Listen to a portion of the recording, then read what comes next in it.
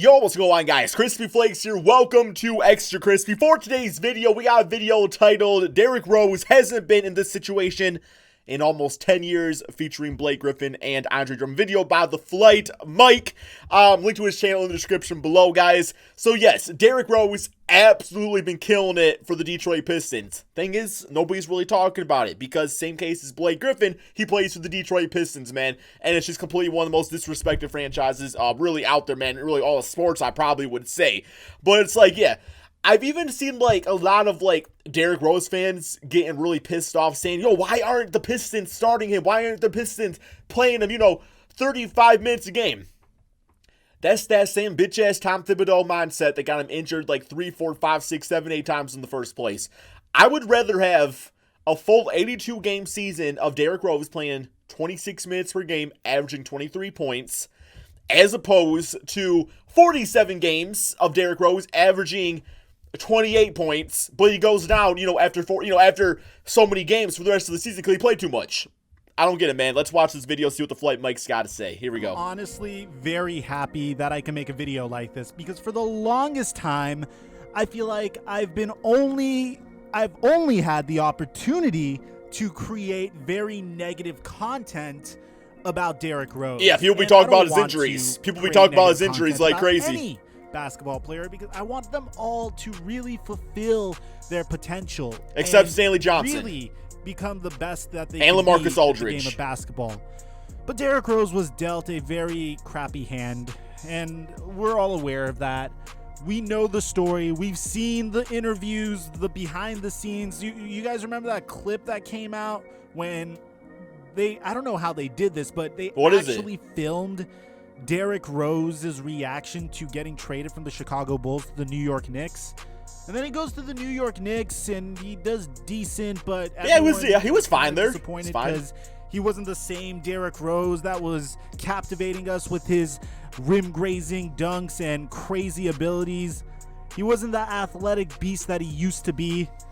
And it's really sad because what happens to him next is crazy. He goes from the Cavaliers and do shit in the Cavaliers. From the Knicks, he goes to the Cleveland Cavaliers. I thought it was over then. Out. I think he got traded to the Utah Jazz, and then he started contemplating, man, is this it? Unwanted.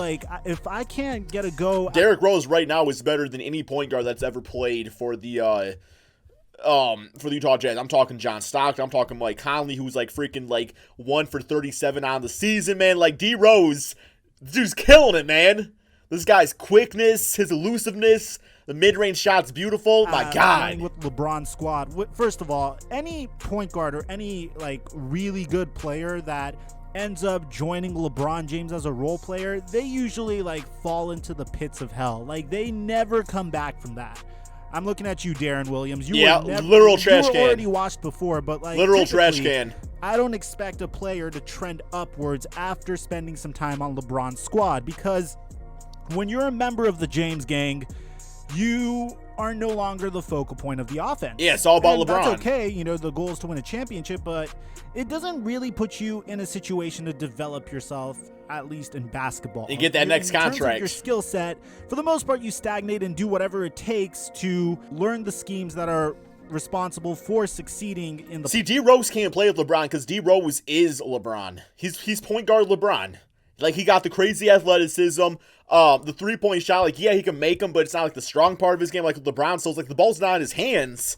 It's like you can't really like set him up in the corner like you did with like Mario Chalmers on the Heat or somebody like that. Playoffs and bringing the King a championship. You know what I'm saying? I think that makes sense. My perspective. I think that makes sense. I digress, guys. What's going on? Your boy, the Flight Mike, back again with another video. If you watch a lot of my content, guys, I mean, like if this is your second or your third or your fourth video, if you're on a Flight Mike binge watching spree, first of all, let me know in the comment section so I can show you some love. Second of all, bro, check to see if you're subscribed, because I am trying to get 500,000 subscribers so I could go full-time on YouTube. Damn, if 500K? you watch a lot of my content, please hit that sub button. But if this is your first video, take your time, decide that for yourself. Also, we're doing a huge giveaway on my Instagram page. We hit my guy, I want to hear about D Rose. Here we go. People suggested tickets to basketball games. Some people I'm very happy to say this. I made a video on him a while ago. He was dunking over the offseason.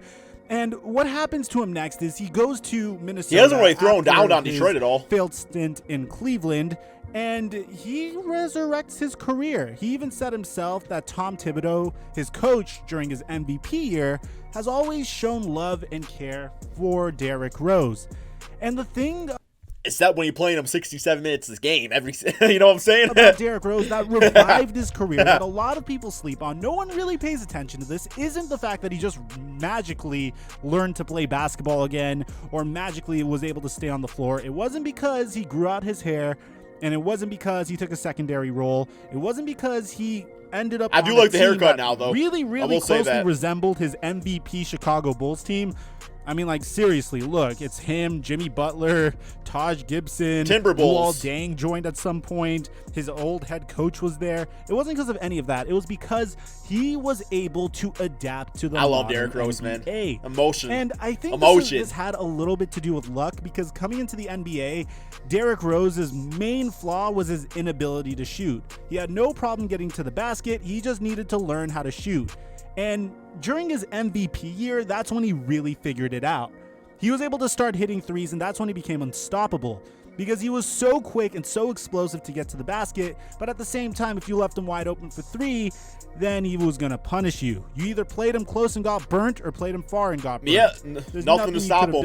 No kryptonite. With like Carlos Boozer and Taj Gibson, that much more deadly. And it's why I think that after he left the Minnesota Timberwolves to go to the Detroit Pistons, he has never been in a better situation in his career. Blake ain't even back yet either. Shook. Like, I know a lot of us are sitting back and we're saying, Mike, it's the Pistons. They suck every year. No. If anybody's saying that they just don't know nothing about damn basketball. They don't know nothing about damn basketball. Like, seriously, I'm not even, like, joking, man. The Pistons, like, the way the Pistons have been playing, it's like, yes, they are 1-2. I get it. I get that. But guess what? You know, last game against Philadelphia, 76, man, every damn freaking foul is being blown out there. But, like, the way they are playing right now, when they get Blake Griffin, it's a GG, man. It's a GG, because Blake Griffin, Andre Drummond is going to be taking care of business in that, you know, first unit that goes out, you know, starts the game. And then they substitute in, you know, Derrick Rose. They substitute in Luke Kennard. What I say about Luke Kennard, guys? Luke Kennard's absolutely killing it this season already, man. You know, Markieff Morris has been, like, he's been decent out there, man. It's like they are always going to have good, competent basketball players. The issue with the Pistons for years has been depth. And Derrick Rose is, like, the best point guard on this team since Chauncey Billups, coming off our bench, man. So, yeah, they're going to be great. No matter what, they always tend to suck. No.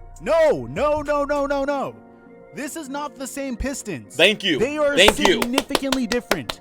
First of all, they hired a former coach of the year. Literally, as soon as the former, like, I think last year's or 2 years ago's coach of the year got fired, Dwayne Casey. Yeah, dumbass Raptors doing that shit. And hired him. And with all due respect, I don't mean to take anything away from Nick Nurse, but Nick Nurse is from the Dwayne Casey coaching tree. Yep. And I honestly am a huge believer Dwayne Casey built that team. And let me know in the comment section if you disagree with me. No, I agree. I mean, ran a lot of the same sets and a lot of the same schemes.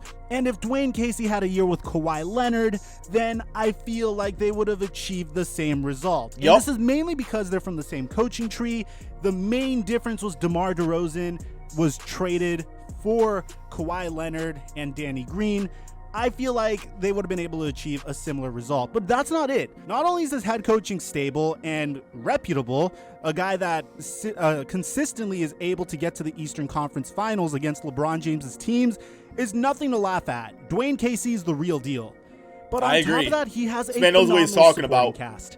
He has two all-star big men in the front court in Blake Griffin and Andre Drummond. Blake Griffin is one of the most slept-on players in the NBA. Because he's on Detroit. I can go on and on about how skilled this guy is. A lot of people sleep on him because he was known for being uber athletic in his rookie year. Injuries have subsided him, and now he's Dirk Nowitzki with handles, man. Yeah, I said it. A lot of people think that now that Blake Griffin doesn't have that athleticism, he's not as good anymore. Get this, guys. Blake Griffin has posted a true shooting percentage of 58%, a box plus minus of 4.6%, and 8 win shares. Tell him like it is, man. Tell him like it is, man. To give you an idea, in the 2015 to 2016 season with the Los Angeles Clippers, Blake only contributed 3.8 wins. but granted, he was also injured. What I'm trying to say is Blake Griffin is very slept on and a very skilled big man. On top of that, you have does Andre everything. Drummond, who, I don't know what it was. He played like a man-possessed in the first game for the Detroit Pistons. But I think the key cog in this entire machine is Luke Kennard. I feel like Luke Kennard, if he's able to continue to develop as a shooter, that's going to cause a lot of problems, but they're going to need a little bit more help. Tony Snell is a great two-way player with excellent potential. When he first came into the league, he's for fine. The Chicago Bulls, He's like fine. I kind of saw him as a project, and every year he just happens to get better and better. Langston Galloway and Reggie Jackson are good backup point guards. Markieff Morris has shown a great ability to hit the outside shot, and Thon Maker is a developmental player as well. And Thon's hopefully doing some things at least out of him, but until he further develops, I'm not really willing to comment on that. So yes, I feel like this is probably Derrick Rose's greatest chance to win, to make a deep. Pistons need to trade Reggie Jackson away for like a decent wing player, I would say. And then, because like I watched Tim Frazier play, and like I don't see, like, the thing about Reggie Jackson, he tries to play too much hero ball, but we're like, Tim Frazier knows his role. Start Tim Frazier, trade Reggie Jackson for a good wing player. Tim Frazier plays more like backup minutes, and Derrick Rose, goes in there, plays his 28 plus minutes per game, whatever it is, closes out games. But it's like Tim Frazier does enough because you got like Blake Griffin, guys like that out there, right, man? So that's one thing they need to do is just, they don't need Reggie Jackson if they got Derrick Rose playing this well. Like, Derrick Rose can be the starting point guard off the bench. I think that's the best way to put it. Playoff run in a while. Yeah, he is not the same explosive player, but it doesn't matter. Because as a human, as individuals, our success is based upon our abilities to adapt to new situations. Getting deep. In fact, 5 years ago, I was making NBA 2K videos. I'm still doing that shit. Doing well. And eventually, my content started fizzling out because, well, I don't know. People just didn't want to watch my NBA 2K videos. I get comments all the time, people saying, Crispy, we love your second channel more than your main channel. And, like, at first, those comments kind of bothered me. I was like, well, man, I put so much work in my main channel. But at the same time, it's like, people like new stuff, and this is new stuff for me. So it's like, my main channel, due to 2K, I haven't really been able to change it all that much because 2K is pretty much the same game every year, man. So that's why this second channel has been such a blessing to me. Anymore. So as a result, I adapted. I began to make NBA videos. And thankfully, thanks to you guys, we're doing better than ever. Derrick Rose has adapted to the new NBA. He's an outside threat. He's not the same athletic player in terms of getting to the basket, but he is still a very, very adept player who has a great ability to score. He's got very high IQ. He may go off for a lot of points, but most importantly, he has a great basketball IQ. Yes, sir. I do believe the Pistons are a playoff team this year. I think that they could surprise some people in the East.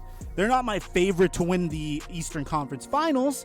That's all right. At the same time, and I know this is going to sound absolutely ludicrous, I wouldn't be surprised if they made it there. Thank you. This is okay. Look at who they potentially meet there. They can meet the Philadelphia Sixers. They can meet the Boston Celtics. They could meet, of course, there's a myriad of other teams. Beat all your asses down, too. I feel like the Magic are going to sneak in somehow. But we all know that the Eastern Conference isn't the strongest conference. It ain't. So let me know in the comment section, what do you think? Do you think Derrick Rose could fulfill his potential? Do you think that the Detroit Pistons will be able to make it into the playoffs? And if so, how far do you think they'll go? NBA champions. Big shout out to my 3 Patreon patrons. Okay, guys, that is the end of the NBA discussion there. NBA Finals and beyond. Probably have the Pistons just represent just like Team USA, because we all know when they had all those Boston Celtics, they didn't do shit with it, man. So you might as well throw D Rose out there with Andre Drummond, see what happens. Good video. This man knows his basketball, definitely knows what he's talking about. Link to his channel in the description below. Peace out, my friends.